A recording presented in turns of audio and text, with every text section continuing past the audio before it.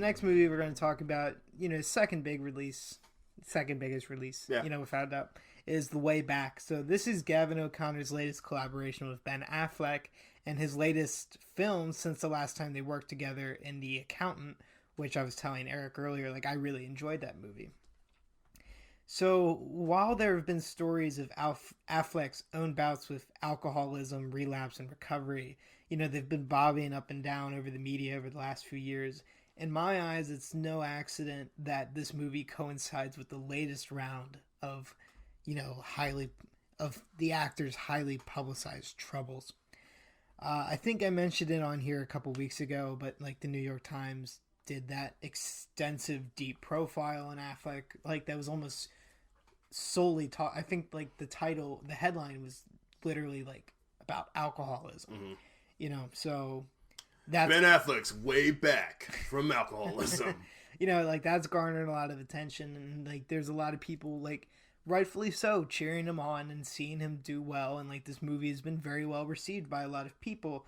I'm not one of them. So anyway, Affleck stars as Jack Cunningham, a former star in his own right, or I wrote it as the former Batfleck stars, and I said he's a former star in his own right. So anyway, Affleck stars as Jack Cunningham. In his high school days, he was one of the best players on the court, but after a steady barrage of personal tragedies and challenges, he sunk himself out of competition, blew himself out of a marriage, took a dead-end job as an LA construction worker, and has since been financing all the local bars and liquor stores ever since.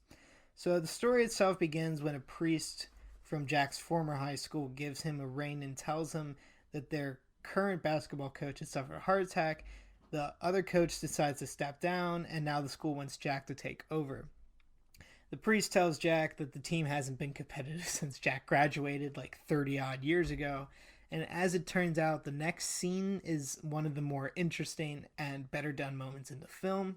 So you learn very quickly that Jack has to holster a travel mug of vodka to get through the day anyway. But that night, as he's contemplating what he's going to do, or more specifically, how he's going to reject this offer, he goes through a case of beer and rehearses what he's going to say. And as the beer goes down and he gets more and more drunk, things start to get blurry and the timeline of the night starts to merge together and get all messy. But in these conversations, he's coaching himself on what he's going to say. He's saying my life is really full right now. I'm really busy, which we learn is not true at all. But at one point he says, he does, there are two individual, I'll call them takes, and the line between them is vanished, and he ends up just saying, I don't think I can help you. And that's a great and subtle moment. I thought it was very powerful. It's a moment of self-hatred and failure and disappointment that gave me hope on how the rest of this film was going to play out. Unfortunately, while there's something to be said for a well enough told story, which this certainly is, when there's a lack of passion and subtlety driving it, the experience is unbearable. The script, other than that one scene, pretty much does all the work for the viewer. So remember when I was talking about Call of the Wild a couple of weeks ago, and I mentioned the unspoken rule of cinema is show, don't tell. This movie falls victim to that laziness as well. I was mentioning this to you earlier, but as he coaches the team, and by the way, the team is filled with your typical high school players, I guess.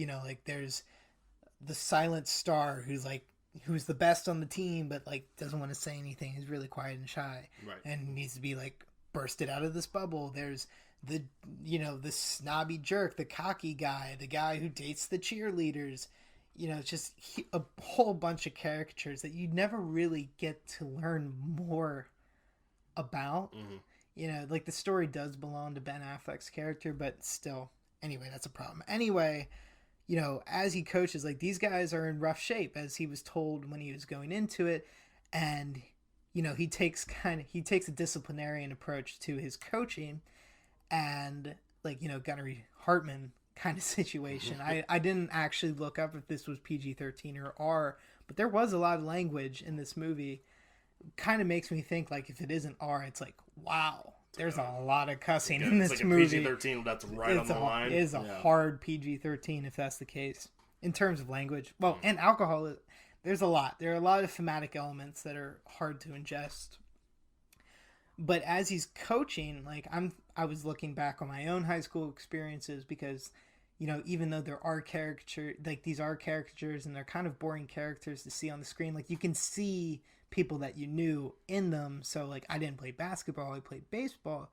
And like I always thought like I never underappreciated, or I was always I don't want to say woke. I was always aware of the power that coaches hold over their players' emotions and, you know, the impact that they have on them. And there's like one scene where his approach like takes a bad turn, you know, and like somebody gets hurt. And, you know, it was a really good moment because it shows like, oh, you know, he now has to understand that he does make an impact on these kids and everything. But like as literally before, like almost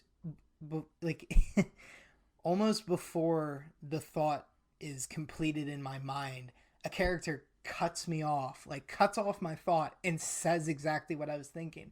The movie does enough, like it shows,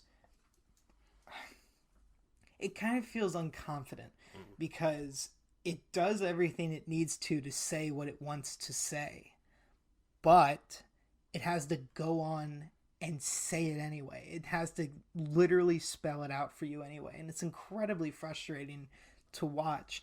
And especially as like the details of his life get, you know, become more and more exposed, you know, like early on you find out a whole bunch of things about his life, and then like halfway through the movie, the biggest problem in his life drops like it's like an Acme anvil, like just out of nowhere. And it makes no sense because the characters already know about it. And it's like, you know, to pretend like that is not a part of this world and to hide it like that is this super cheap trick.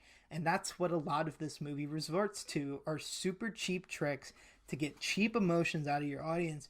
And like, I don't understand why people are resonating with this. The reviews have been good. The audience reaction has been good. I don't understand it at all. The script has a lot of problems. A lot. You know, more than what I'm going to get into today. But it's just... and like the performances suffer outside of it. You know, like Ben Affleck is interesting because he does have all these problems. Like there's almost like you can't doubt why he wanted to be a part of this film. You know, like there's a very clear connection between his life and his character, and that's really strong. But I think part of the reason why people resonated with his New York Times profile is that he drank because he felt that he himself was a broken man. He had problems to deal with himself. But why?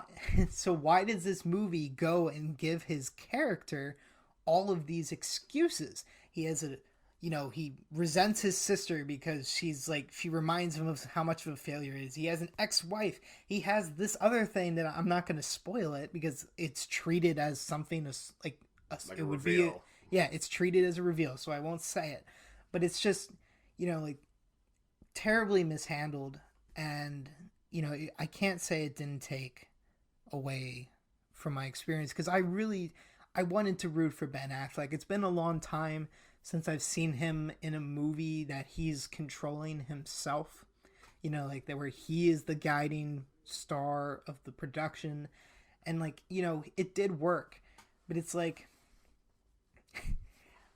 you know, when we were talking about it when it was coming out, it's like, I don't want to watch this. This feels like a generic basketball movie to me. And then the reviews came out and I was like, oh wait, maybe there's something more. And there wasn't. It's like, it turned out to be exactly what you thought it was exactly what I thought it was going to be. And like, I don't want to say like, because like I said, like there's something that can be said for a well enough told story. You know, it's just, there are too many other problems that cannot be ignored. And I really did find this to be a frustrating experience, even though there were tender moments that, you know, it's just over sentimental, and I can't say it didn't grab me, but it never grabbed me to the point where I didn't recognize what the movie was doing. I was disappointed. I'm going to give it 2.5 out of 5 stars.